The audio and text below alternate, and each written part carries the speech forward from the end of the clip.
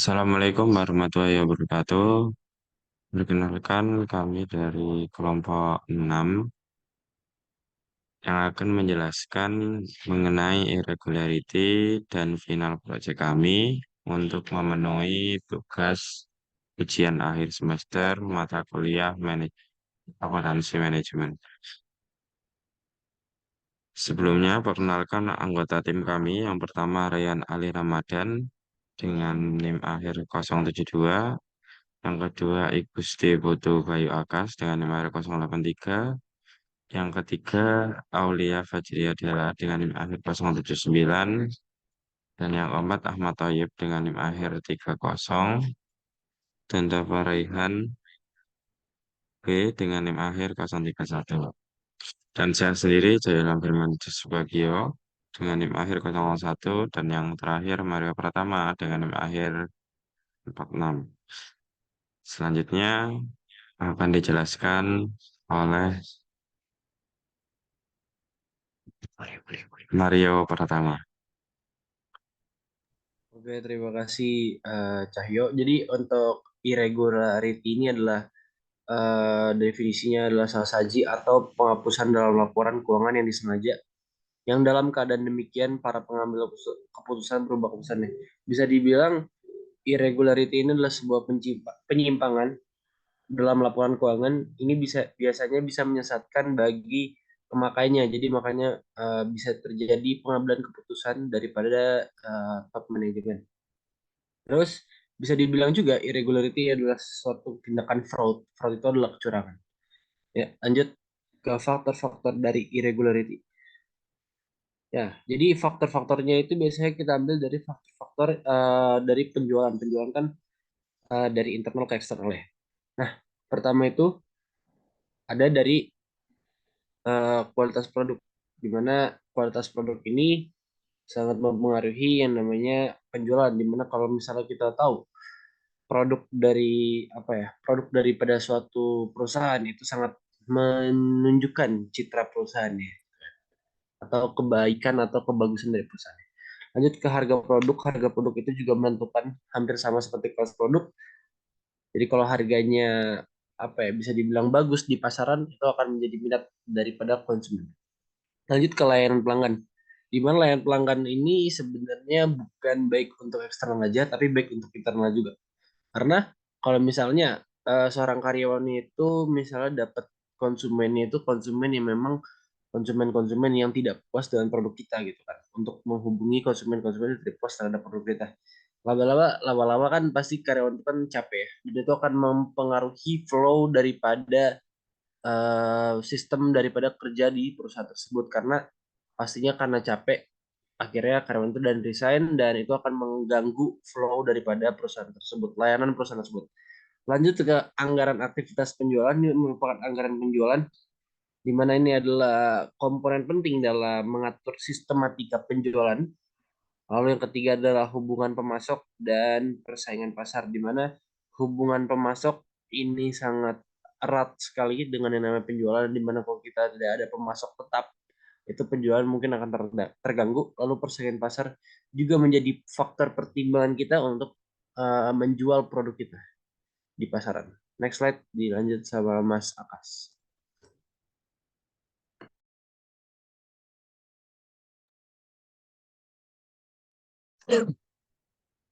Baik, nama saya Gusti Priwakas Caksana. Saya akan melanjutkan slide selanjutnya, yang di mana slide selanjutnya itu menceritakan tentang isu yang mengakibatkan penurunan penjualan pada tahun 2023. Salah satu isunya ada menilik penjualan Indofood, produsen Indomie yang disorot karena ditemukan zat pemicu kanker, yang dimana salah satu mie instan tersebut adalah Indomie rasa ayam spesial. Nah, ini dikutip dari Star dari kata data. Penemuan tersebut berdasarkan pemeriksaan mie instan yang tersedia di Taiwan pada 24 April 2023. Selain Indomie, zat pemicu kanker ditemukan juga di mie kari putih Ahlai dari Malaysia. Dan Departemen Kesehatan Taiwan mengatakan bahwa kedua merek tersebut mengandung etilen oksida, senyawa kimia yang terkait dengan limfoba dan leukemia. Sebagai informasi, etilen oksida beracun jika dikonsumsi atau dihirup. Selain menyebabkan limfoma dan leukemia, etilen oksida juga dapat menyebabkan iritasi serius pada kulit dan mata siapapun yang bersentuhan dengan zat tersebut dan bahkan memicu cacat, cacat lahir dan keturunan. Slide selanjutnya.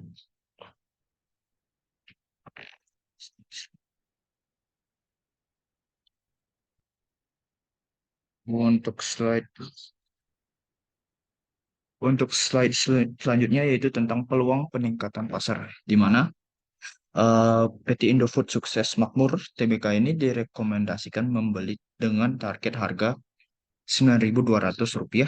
Nah, target harga tersebut mempertimbangkan revisi naik target kinerja keuangan perseroan setelah harga komoditas turun dan rupiah menguat. Nah, terkait penjualan mie instan, dia memprediksi tetap kuat dan diestimasi menjadi penyumbang 60-70% terhadap total pendapatan Indofood, meskipun kondisi ekonomi sedang melemah dan daya beli turun. Tetapi penjualan mie instan itu tetap menjadi pilihan sebagian besar masyarakat. Selanjutnya akan dilanjutkan oleh teman saya.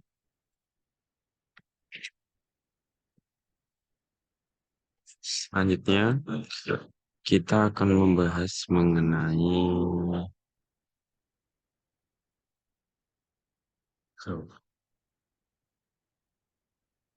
perubahan revenue pada PT Indofood dan beberapa beban yang sangat mempengaruhi perubahan tersebut. Yang pertama, pada tahun 2019, PT Indofood Sukses Makmur mendapatkan revenue sebesar 19.169.840 dolar, dan yang dimana beban yang paling mempengaruhi itu adalah beban penjualan dengan rasio 11,18%. Terus pada kuartal 2, revenue yang didapat oleh PT Indofood adalah sebesar 19.439.364 dolar, yang dimana beban yang paling mempengaruhi terdapat pada beban penjualan dan distribusi sebesar 22%.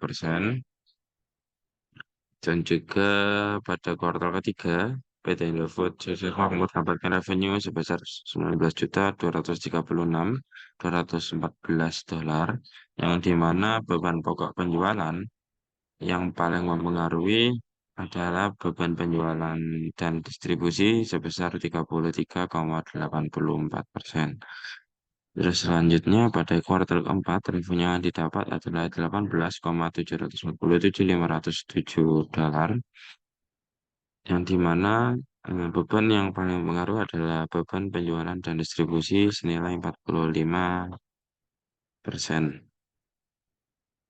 Dan selanjutnya pada tahun 2020, PT Indofood Sukses Makmur pada kuartal pertama mendapatkan revenue sebesar 19.304.795 dolar, yang dimana beban penjualan dan distribusi memiliki pengaruh paling signifikan sebesar 11,57%.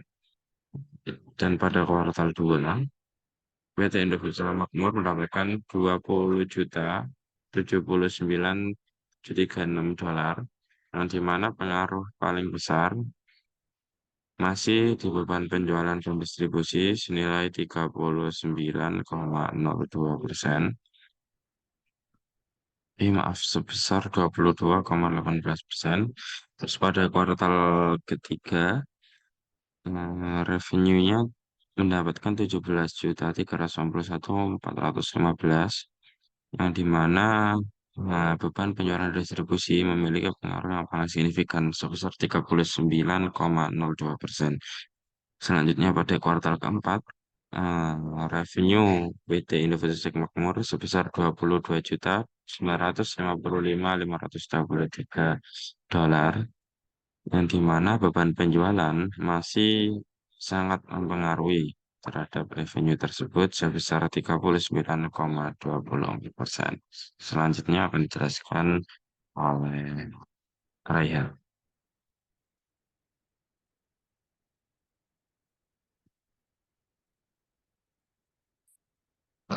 Baik, saya akan melanjutkan penjelasan tadi. Berikutnya, pada tahun 2021, kuartal pertama, revenue yang didapat PT Indofood sebesar 24.554.947 dolar dengan beban yang paling besar itu tetap pada beban penjualan dan distribusi sebesar 2.654.975 dengan persentase rasio 10,81%. Pada kuartal kedua, revenue yang didapat sebesar 22.737.772 dolar dengan beban yang paling besar itu tetap pada beban penjualan dan distribusi sebesar 5.074.326 dolar dengan rasio 22,32%. Pada kuartal ketiga, PT Indofood mendapatkan revenue sebesar 25.515.651 dolar dengan tetap beban penjualan dan distribusi paling tinggi sebesar 7.772.389 dengan rasio 30,46%. Kemudian pada kuartal keempat, PT Indofood mendapatkan revenue sebesar 26.637.228 dolar dengan beban yang tinggi, yang signifikan juga, yaitu pada beban penjualan dan distribusi sebesar 10.049.196 dolar dengan rasio 37,87%. Kemudian dilanjut pada tahun 2022, PT Indofood mendapatkan revenue sebesar 27.446.683 dolar dengan beban yang paling tinggi dan juga turunnya juga tajam sebesar 2.804.007 dolar dengan rasio 10,22%. Pada kuartal kedua, PT Indofood mengalami penurunan yakni sebesar 25.340.746 dolar dengan beban yang tinggi dan juga naik dari tahun sebelumnya, yaitu sebesar 5.604.614 dolar dengan rasio 21,72%. Kemudian pada kuartal ketiga, PT Indofood mengalami kenaikan cukup banyak, yaitu sebesar 28.034.293 dolar dengan beban yang tinggi juga, yaitu pada beban penjualan dan distribusi sebesar 8.13.695 dolar dengan rasio 28,59%. Kemudian kuartal keempat pada tahun 2022, PT Indofood mendapatkan revenue sebesar 30.008.650 dolar dengan beban yang sama dari tahun sebelumnya, yaitu beban penjualan dan distribusi sebesar 8.013.695 dolar dengan rasio 26,70%. Kemudian dilanjut pada teman saya.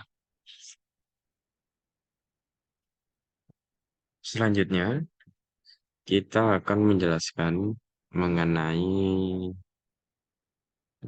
perubahan laba yang dijelaskan oleh Muhammad Dafa. Dipersilakan.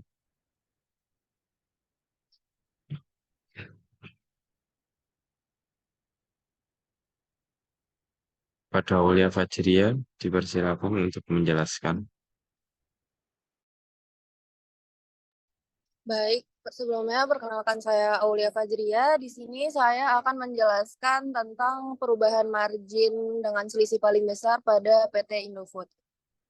Berdasarkan dari tabel data yang kami peroleh dari PT Indofood sendiri, boleh di-scroll?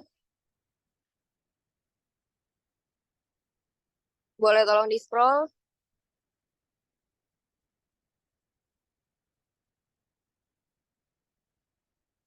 Lagi.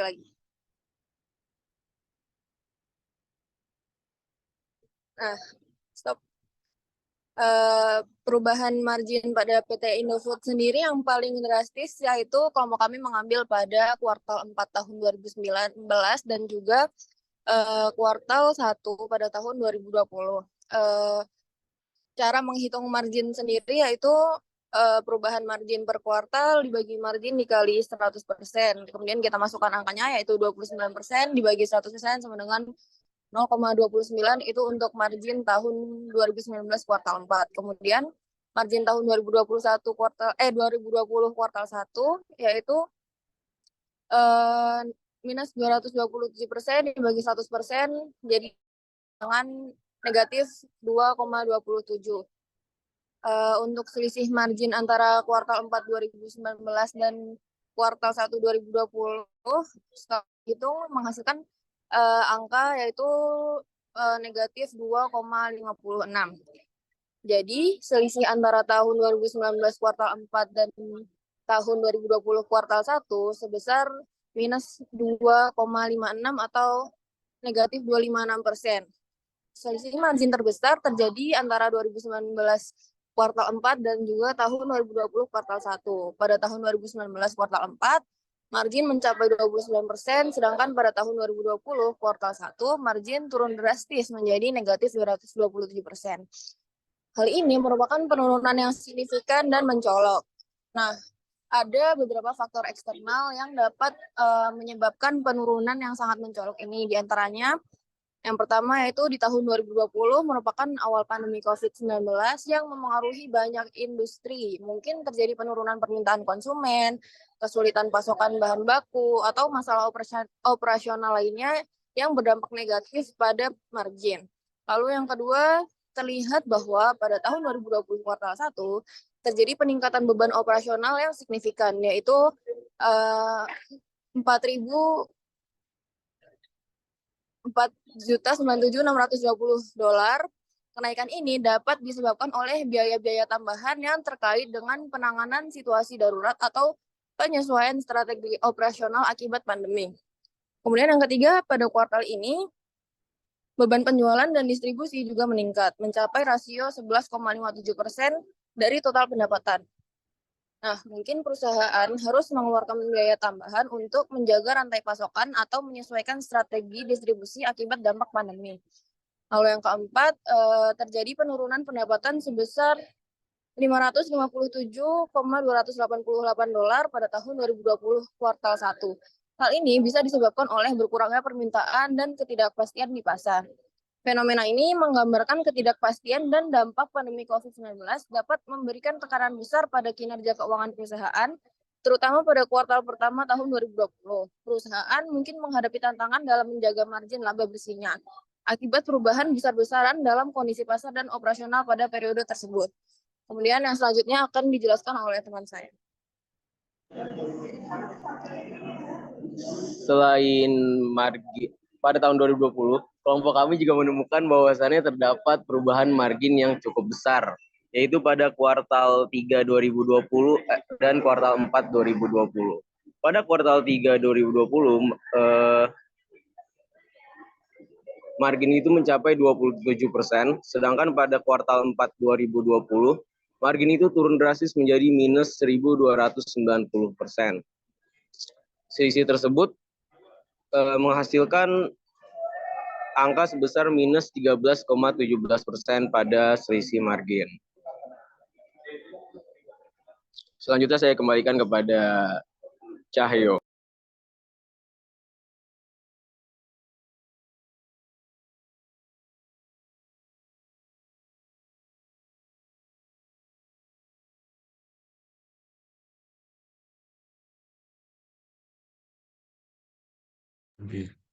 Terima kasih. Sekian presentasi dari kelompok 6. Semoga memberi manfaat dan dampak